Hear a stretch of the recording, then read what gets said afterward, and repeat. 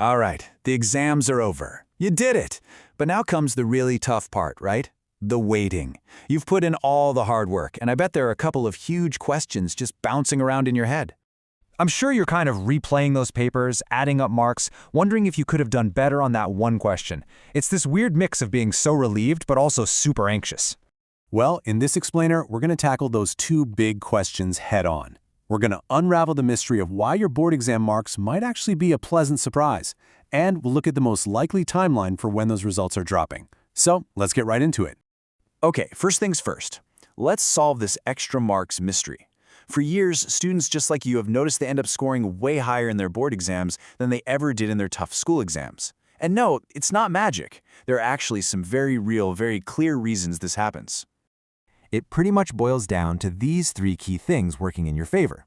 You've got your project marks, the question papers are usually a bit different, and the whole correction process is, well, more lenient. So here's where it gets interesting. Think about your school exams. You're marked out of 80, your teachers are probably super strict, docking marks for every little spelling mistake. But with the boards, things change. First, you get that 20-mark boost from your projects. And let's be real, most students get the full 20. That right there can seriously bump up your percentage. On top of that, board papers are often designed to be a little more straightforward than those really tough papers some schools set to prepare you.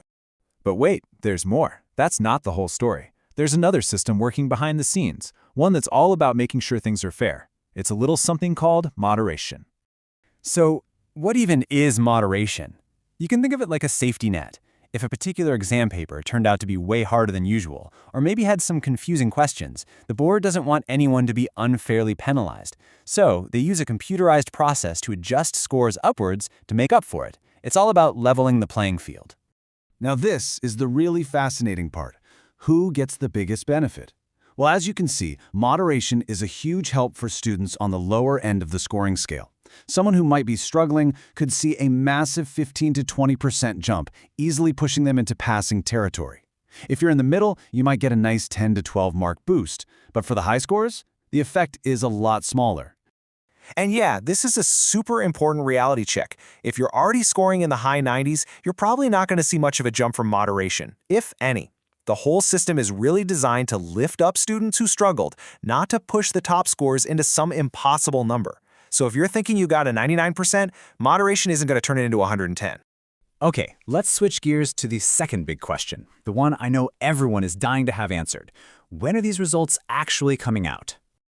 Well, we finally have some real information on this. The ICSE board actually held a press conference, and the Hindustan Times reported that they laid out the expected time frame. So this isn't just a random guess, it's coming straight from an official announcement.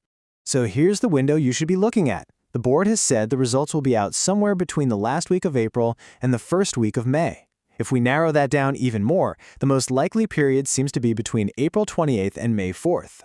Now, listen up, because this is crucial. This is an expected date. It is not a final, set-in-stone date. The board's official policy is to only announce the exact final date about 48 hours before. So use this as a guide to get ready, but don't treat it like a 100% guarantee.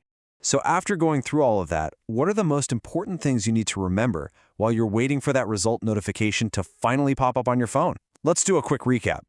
Here are the big takeaways. First, your final score is a mix of things. Your exam, sure, but also your project marks and a more forgiving marking system. Second, moderation is there as a fairness tool, and it gives the biggest safety net to students who found the exams really tough. And finally, keep your eyes peeled for those results right at the end of April or the very beginning of May. And that pretty much wraps it up. So I'll leave you with this one question.